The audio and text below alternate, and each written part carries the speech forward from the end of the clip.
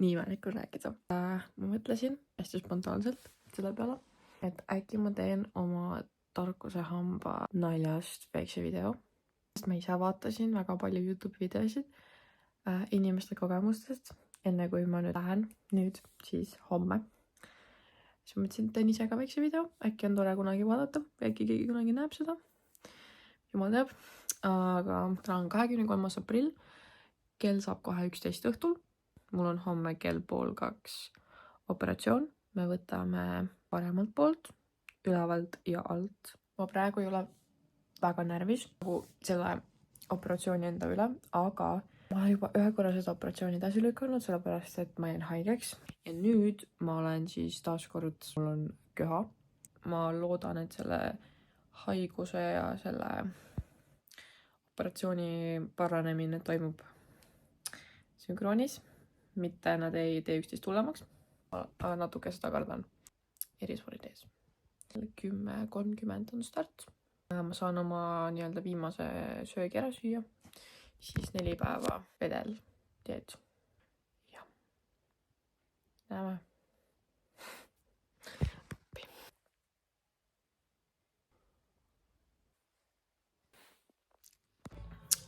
Hommikust rahvale olen ärganud. Kell on kohe 10 hommikul. Poole tunni pärast hakkame sõitma. Ma sain just oma kliinikult kõne, et mind lubatakse oma köhaga opile, mis on väga tore. Praegu ma sain hommikust. Ma proovisin võimalikult palju, tegin putru endale ja mingit võileiba, nagu hoiaks kõhu täis. Pärast on selle söömisega natuke jamasti. Pesin eile pea ära, et ei peaks sellega tegelema ja ostsime valuvaigisteid ja neid külmakotte ka juurde. Ja ma nagu rohkem väga midagi erilist ei teinud. Ma ootan, et sellest kõigest piisab ja et midagi pahasti siis ei lähe. Outfit check. Võtsin siis just 2 antibiootikumi ja 2000 milligrammist valuvaigistit. Operatsioon on poole tunni pärast. Väga närvis, aga elame üle. Panin mugavad riided selga. Ma mõtlesin, et ma võtsin oma AirPodsid ka kaasa. Mõtlesin, et äkki ma saan või äkki on lubatud muusikat kuulata samal ajal. Vaatame.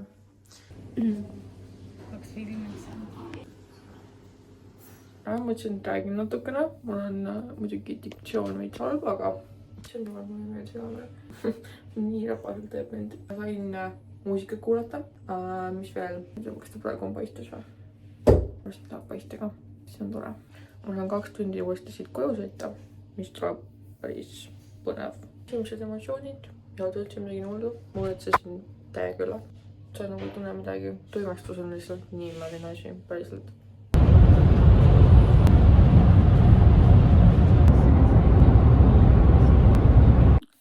Ma jätsin koju vahepeal. Mõtlesin ma natukene, siis räägin täpsemalt. Nii palju kui ma saan. Mul on nagu diktsioon nüüd parem. Ma võtsin oma ma sain sealt kaasa ka sellise nagu asja, mille sa pidid siis suus hoidma umbes tunnikese pärast seda, et verejooks jääks seisma. Kui ma selle ära võtsin, see kuidagi hakkas mul torkima seda põske. Ma hiljem vaatasin ka, et mul ongi õmblused nagu, ma arvasin millegi pärast, et need õmblused tehakse nagu sinna igeme peale, aga need on hoopis seal nagu siin tagapool põse sees põhimõtteliselt. Ma mõtlesin, et mul põsk täiega valutab, et äkki see on selle pärast, aga see oli hoopis need õmblused, mis seal põse sees olid. Siit nagu alt, siit nagu põse juurest ongi hästi valus. 4 grammi või siis 4000 milligrammi parastamaali. Valu on täitsa kannatatav, aga mis ma ta võtsin viimati mingi 2 tundi tagasi võtsin, 3 tundi tagasi ja ta hakkab uuesti pista. Ma mõtlesin, et äkki ma nüüd saan hakata võtma neid vedelaid Dolmeeni valuvaigisteid. Need teevad kiiremini oma töö ära. Põhimõtteliselt neil on sees vedeldav aine, nii et kohe pärast operatsiooni ei ole neid väga mõttekas võtta, aga hiljem on täitsa fine. Okei, aga operatsioonist siis võib-olla natukene, et ma läksin sinna kabineti sisse. Neil oli kõik juba valmis pandud, ma pidin andma oma allkirja siis pidin oma suud loputama mingisuguse vahendiga. Siis võtsin istet sinna ja siis ma sain panna oma kõrvaklapid kõrva, panin täiesti full volüümiga. Ma kuulasin rocki, mis võib-olla ei olnud kõige parem mõte, sest et mõtlesin, et äkki see on nagu piisavalt vali, et ma ei kuule seda puurimist, aga lõpuks ta nagu, ütleme nii, et ei olnud rahustav. Aga noh, igal ühel oma. Panin noise cancellationi peale. Tegelikult ma ei kuulnudki mitte midagi, nagu mul oli jumala okei olla. Ma panin silmad kinni ja ma proovisin lihtsalt lasta kõik oma jäsemed, kõik asjad lõdvaks ja hingata läbi kõhu. Noh, mul süda peksis päris korralikult, sest et see oli esimene kord, kui mul kunagi üldse midagi sükist tehti. Alguses siis tuimestas igalt poolt ära. Tuimestussüstid olid täitsa okeid. Suu lage, kui ta tuimestas, siis see oli korraks siuke valus. Nothing too bad. Ma ei tea, kui detailidesse ma siin nüüd võiksin minna, aga äkki kedagi huvitab. Muidugi sa ei tunne mitte midagi, aga ma võin nagu eeldada, mida ta tegi seal. Ta lõikas selle igeme siit nagu tagant põse juurest lõikas lahti. Siis ta võttis mingisuguse instrumendi. Ma ei silma kinni, nii et ma tegelikult ei näinud, mida ta kasutas seal, aga ta nagu kaapis selle igeme sealt hamba nagu eest ära.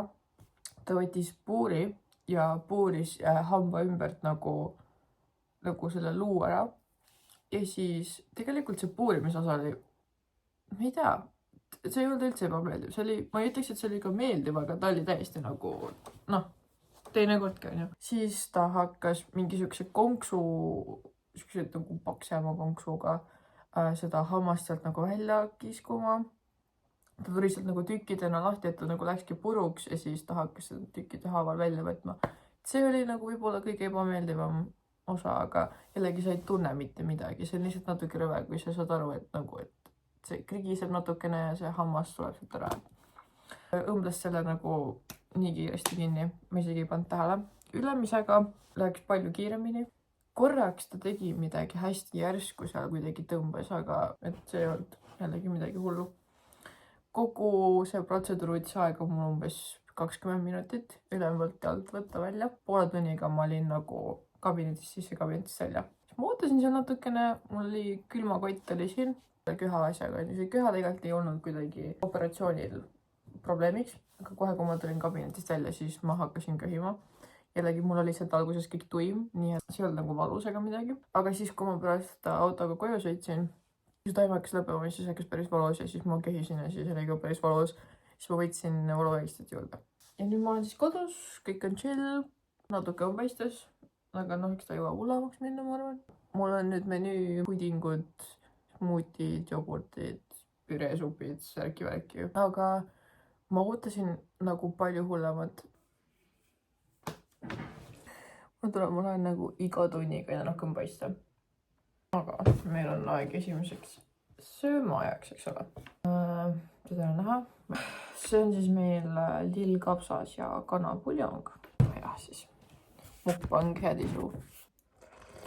Sellega on see, et ma ei saa... Ma suhtan nagu üks terve igaviku. See on nagu masendav. Oi. Jogurt. Tere hommikust kõigile. Väike näo update. Põhimõtteliselt täna on selline huvitav olukord. Mul on väga valus, nagu väga valus. Aga ma ei saa võtta valuvägistit enne, kui ma olen söönud. Ja ma ei saa süüa enne, kui ma ei ole oma hambaid puhastanud. Mul on selleks selline keel. Ja siis suu loputusvahend ka. Ja ma pean nendest alustama, aga siis ma ei saa pool tundi süüa. Ja siis ma pean sööma, mis võtab mul veel pool tundi. Ja siis ma saan võtta valuvägistit. Ja ma ei suuda tund aega olla ilma valuvägistita. Ja ma ei tea, mida ma teen, aga seda tuleb siis panna haavadele peale sõrmega ja siis pesta hambaid sellega ja siis loputada selle vahendiga peale.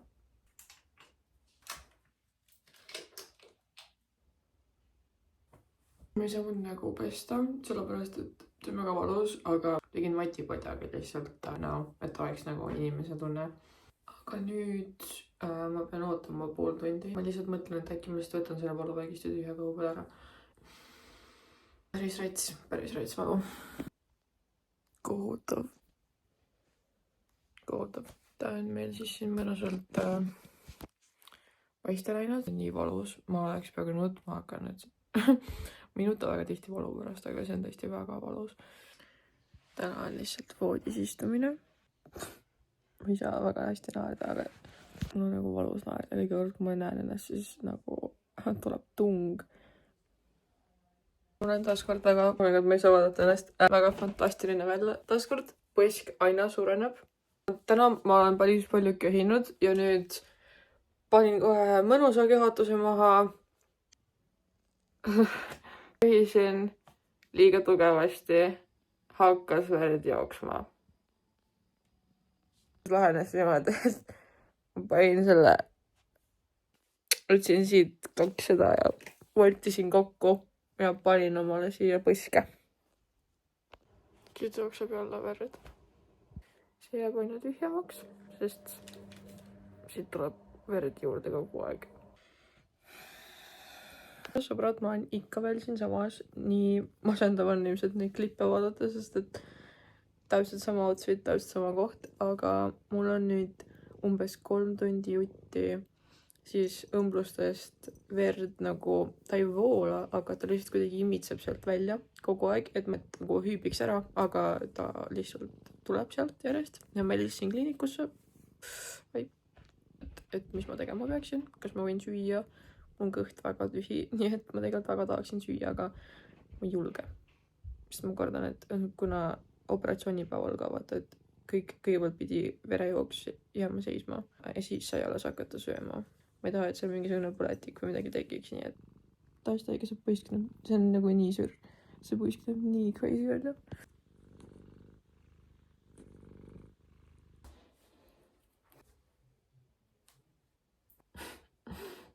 Okei. Ma ei tea, kas ma nagu räägin või mida ma teen nagu. Me vist kõik näeme elevanti toas, eks ole. Ma helistati kliinikust tagasi. Ma peaksin panema siia seda keeli peale. Kasutan seda, sest ma ei taha oma sõrmega väga surkida seal. Ja siis tupsuke peale, et toit ei saaks haava sisse. Ja siis ma saan süüa lõpuks nagu nälgimas reaalselt. Päris korralikult võib panna seda, et see on nagu hambapasta lihtsalt. See on siuke, ta on nagu beebishompooni tekstuuriga, siuke natuke kahtlane märk, aga mul on taskulampi vaja, nii et ma ei saa näidata, sellepärast ma seda suud võtin. Sorry. Jogurt.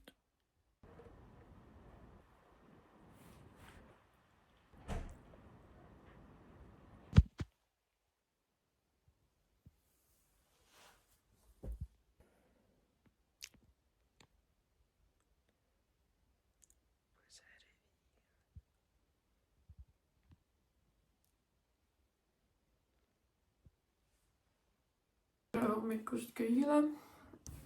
Kätte on saabunud siis selle katsumuse 3. päev. Paistetus on selline.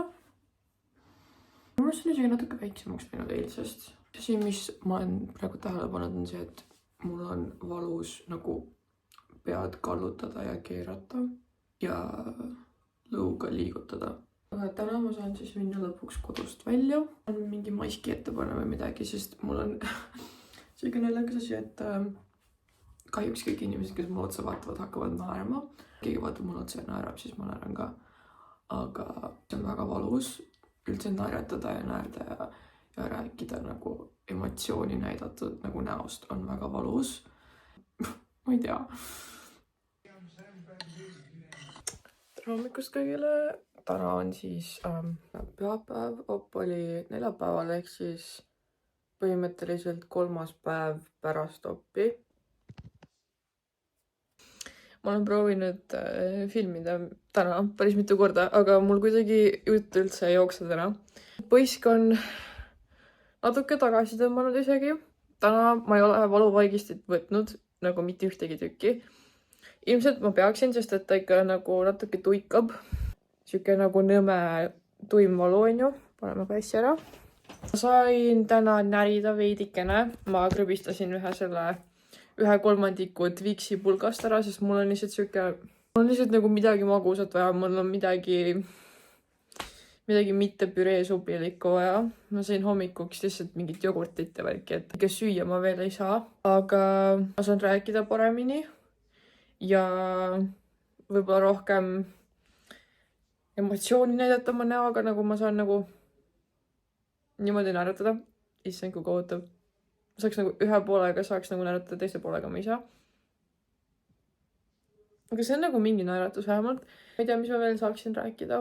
Seda põske mingi geeliga määrinud ja see suuloputusvahend ka, mis ma kasutan, on minu meelest väga hästi aidanud. Verd sealt väga palju ei tulnud. Eile, kui ma hambaid pesin, siis tuli verd, aga ta ei hakanud jooksma õnneks. Nii et jah, ma arvan, et me paraneme hästi. Mul on muidugi homme koolipäev. Ma väga... See ei ole nagu nii hull, aga ta on ikkagi valus selles mõttes ebamugav, et nagu ma pean mõtlema, kas see on hea mõte. Aga jah, väiksed update'id siis. Ega nagu see tegelikult on ikka nagu päris jumangas ikka nagu.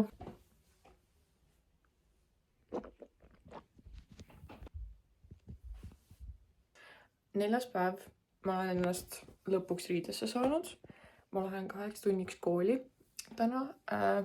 Muidu paistetus on isegi täitsa alla läinud, aga valu oli täna ikka. Siin on väike sinikas ka. Mingi pruunikas, ma ei tea, äkki läheb roheliseks ka varsti. Siuke värviline. Ma mõtlesin, ma pole ammu midagi rääkinud pikemalt, et täna on siis minu operatsioonist möödunud 4 päeva. Koos operatsioonipäevaga siis 5 päeva. Ehk siis päris palju. Kui ma räägin, siis ma arvan, et on ikka natukene kuidagi kuulda, et ma nagu räägi päris 100% nagu ma võiksin või nagu mingi siuke väike lisp või midagi on. Ma ei saa oma suud lõpuni lahti teha, mis nii palju ma saan teha. Ma olen täna võtnud ainult 2 valuvaigistit. Ei ole üldse valus, praegu vähemalt mitte.